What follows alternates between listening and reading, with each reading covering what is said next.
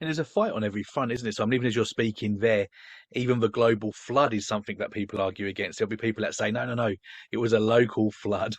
This is another thing that you come up against, Simon, isn't it? How would you just briefly answer that objection?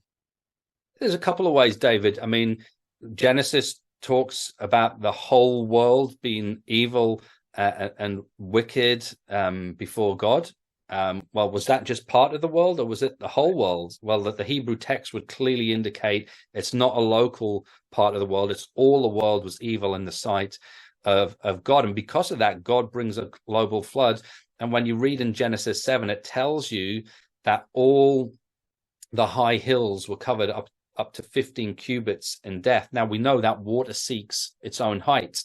And so if all the high hills are covered, then it has to be a global flood. No part of the earth was left untouched by the waters of the flood. And after the flood, what happens? Noah comes off the ark.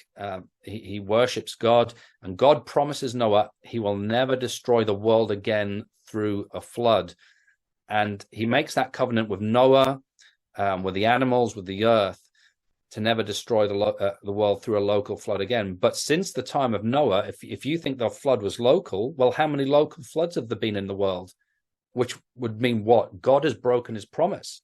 We know the Bible teaches that God doesn't break his covenant, doesn't break his promise to 1,000 generations. So there's another indication that the flood is a global flood, not a local flood. And then lastly, Jesus in the New Testament and Peter affirm a global flood. Jesus looks at the flood and says it's like the judgment to come. Is the judgment to come at the end of the age going to be a local judgment?